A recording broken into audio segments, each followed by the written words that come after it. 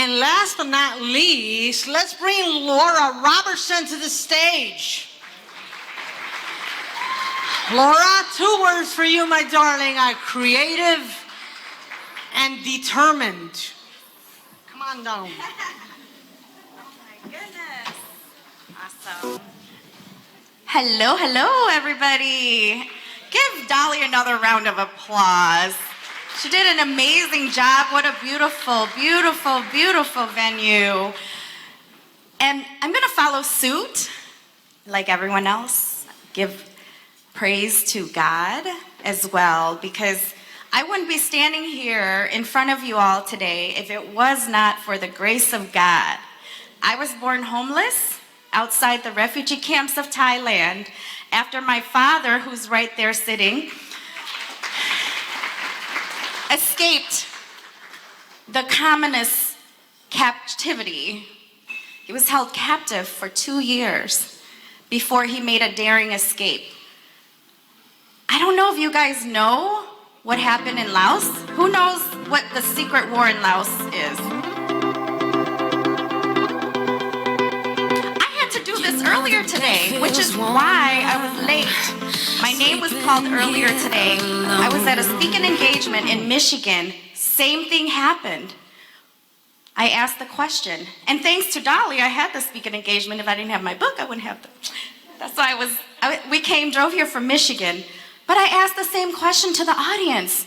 Who knows what the secret war in Laos is? Nobody in the audience raised their hand. Then I asked the next question. I said, and I'm going to ask you guys this. Who knows the difference between a refugee and an immigrant? Raise a hand. I had, out of a room of maybe 80 to 100 people, only one person raised their hand. That one person, the only reason she knew was she was a refugee and she had to leave her country. The difference between an immigrant and a refugee, see, we didn't have a choice. That was me on the cover of my book. As a malnourished, hungry refugee child in a refugee camp, starving, my head's bigger than my body. A refugee has no choice. We had to flee our country or we would get killed if we stayed. An immigrant chooses to come here to follow the American dreams. And so my book, $40 and a Dream, is because my father and I did that daring escape. Details are in the book. He made a daring escape from the hands of the communists, and that's why I'm here and alive today. I won't tell you the rest, but we came here with only $40 and a dream. We had to live in the refugee camps for 2 years before we were finally sponsored. You have to hold a sign up. Your sign goes all across the country. And you have to wait until someone says, I'm going to sponsor that family. I will take responsibility for them, and I will help them get on their feet. So the grace of God spoke to a family, a church, First Presbyterian Church in Kingsport, Tennessee, went through hundreds of paperwork, hundreds of files, and said, we want this family. And so we were sponsored. We came here to Chicago O'Hare, 1979, in the middle of a dead winter storm.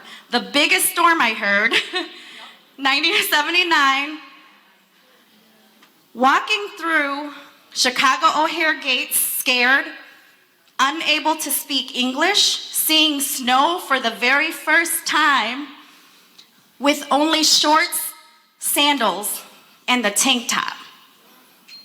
Dirty, hungry, malnourished,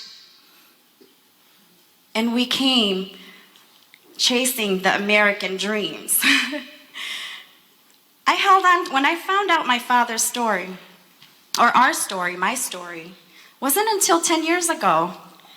And when I learned about our story, I said, this is a book. I have to write a book. I had to write a paper project my husband had for his school. He was going for his degree, and it was an elective class he had. He said, I have to interview someone from out of the country.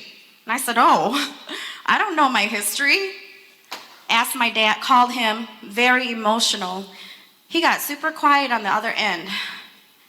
He's like, oh, what do you want me to tell you? These communists put so much fear in them, nobody wants to talk about it. That's why you guys don't know what the secret war is. The secret war is a war that American CIA had on Laos. They bombed us for 9 years. So when the Stop Asian Hate and the racist people say, go back to your country, y'all bombed us out. What country? We had to leave. We had to leave for our lives. And so I sat on this book for about maybe 3 or 4 years. I'm like, as an author, you go through that self-doubt and nobody wants to read my story. So I sat on it for a long time, for 3 years. Then the pandemic. We were introducing ourselves online. I didn't even meet her in person yet, Miss Dolly.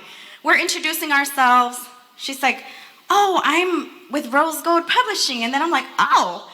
I said, oh, maybe you can help me get my book out. She's like, what's your book? We should talk.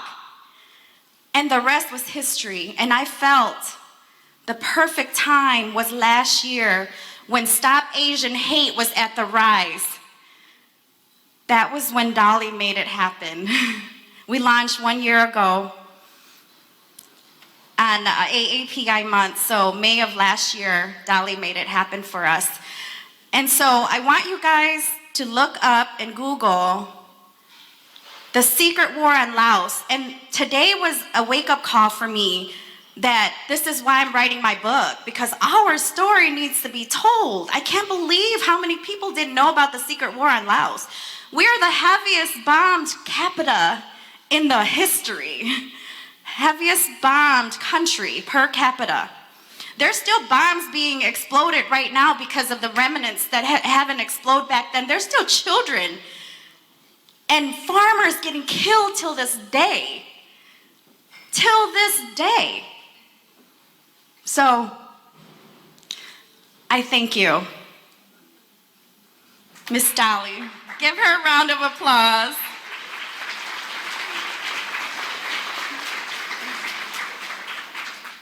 Thank you all. So what do you think? I think we have many, many stories to choose from. I'm sure that you will find a book or 2 or 15 that you can truly enjoy. And with that being said, everyone, again, thank you so very much for being here tonight. I am incredibly grateful. I am incredibly honored. And one more time, put your hands together for all these amazing 15 authors that we have in the room. Standing in power. Ladies, stand up. One last time, please. Stand up. Everybody, let's hear it for them. Thank you for your courage. Thank you for your wisdom. Thank you for your words. Thank you for letting your voice be heard and for impacting individuals